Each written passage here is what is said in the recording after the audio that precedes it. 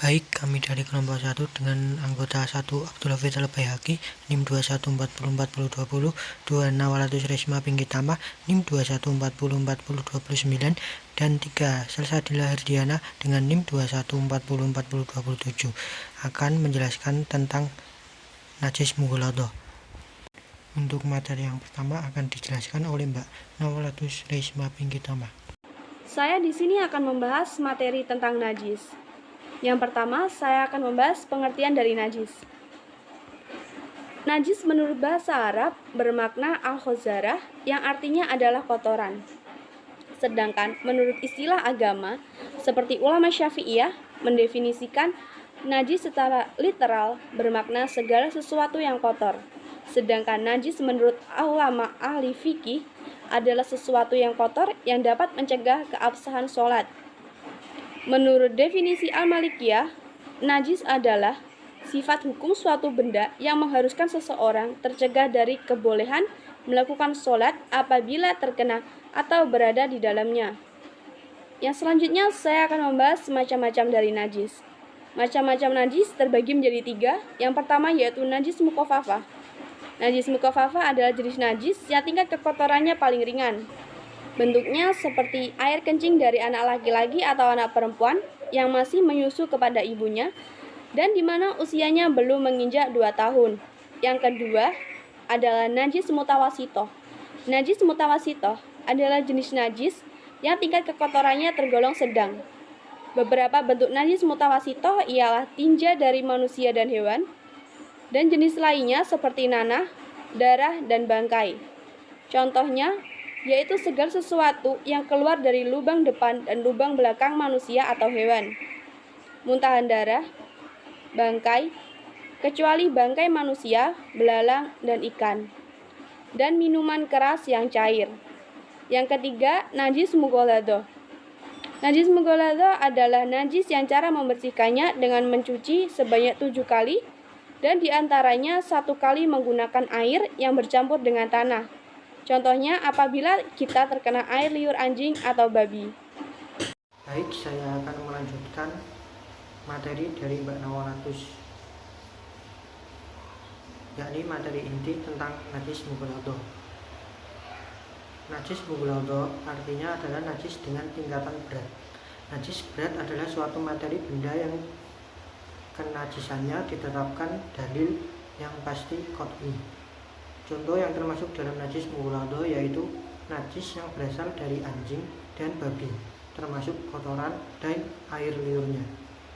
Apabila terkena satu najis berat tersebut, baik di pakaian, tempat sholat, atau perlengkapan sholatnya, maka segeralah bersuci, sehingga dapat menunaikan ibadah sholat secara sah. Anjuran untuk menyucikan diri dari segala najis jenis najis ini diperintahkan oleh Allah Subhanahu wa taala dalam surat Al-Baqarah ayat 128 yang berbunyi wa idja'alnal baita mathabatan linnasi wa amna wattahidu min maqami Ibrahim musalla wa ahidna ila Ibrahim wa Ismaila an dhahral baiti lit-taifina wal 'akifina warruku'is sujud, yang artinya, dan ingatlah ketika kami menjadikan rumah itu Baitullah, tempat berkumpul bagi manusia dan tempat yang aman, dan jadikanlah sebagian makam Ibrahim tempat sholat. Dan telah kami perintahkan kepada Ibrahim dan Ismail, bersihkanlah, sucikanlah rumahku untuk orang-orang tawaf, yang i'tikaf, yang ruku dan yang sujud. Cara mensucikan najis mughaladhah membutuhkan perilaku khusus karena tergolong sebagai najis berat. Tidak hanya membutuhkan air, tetapi juga perlu campuran tanah atau debu yang suci untuk membersihkannya, di mana salah satu harus dicampur dengan tanah atau debu yang suci sehingga najis berat benar-benar hilang. Pencampuran air dengan debu atau ini bisa dilakukan dengan 3 cara, yaitu pertama, mencampuri air dan debu atau tanah secara berbarengan, baru kemudian diletakkan pada tempat yang terkena najis. Cara ini adalah cara yang lebih utama dibanding cara lainnya. Yang kedua, meletakkan debu atau tanah di tempat yang terkena najis, lalu memberinya air dan mencampur keduanya, baru kemudian dibasuh hingga bersih. Yang ketiga, memberi air terlebih dahulu di tempat yang terkena najis, lalu memberinya debu atau dengan mencampur keduanya, baru kemudian dibasuh sampai najisnya hilang. Tata cara mensucikan najis mughalladah telah didasarkan pada sebuah hadis dari Abu Hurairah radhiyallahu an bahwa Rasulullah SAW bersabda, yang artinya, bila anjing minum dari wadah air milikmu harus dicuci 7 kali. Hadis riwayat Bukhari dan Muslim.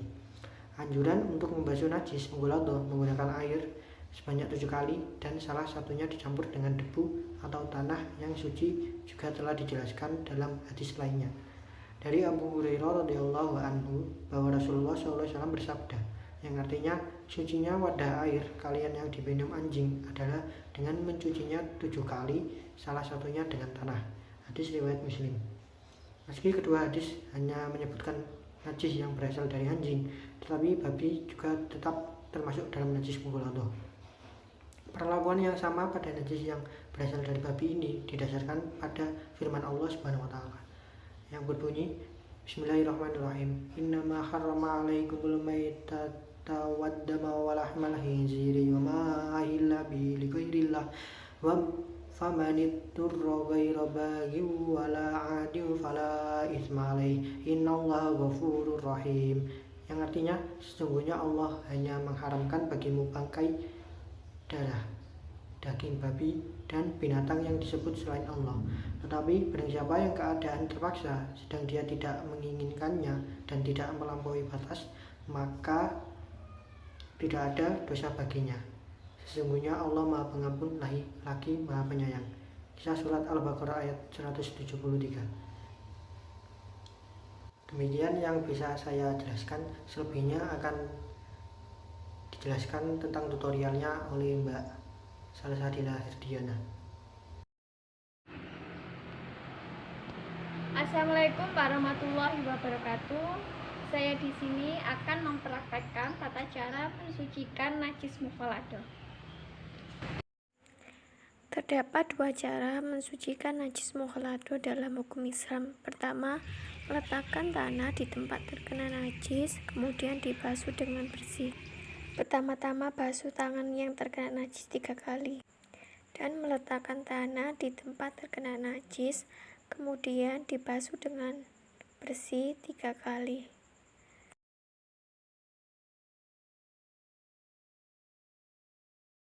Tata cara kedua yaitu mencampurkan air dan tanah secara bersama. Pertama, kita berikan air di dalam botol yang terdapat tanah, kemudian kocok hingga tercampur. Lalu basuh tangan yang terkena najis 3 kali. Kemudian disiram di area yang terkena najis. Dan kemudian basuh 3 kali. Dengan begitu najis pun telah hilang. Itu tadi adalah tata cara mensucikan najis mughalladah. Sekian pembawaan materi dari kami, semoga dapat bermanfaat dan terima kasih telah menonton video kami hingga selesai. Saya akhiri, wassalamualaikum warahmatullahi wabarakatuh.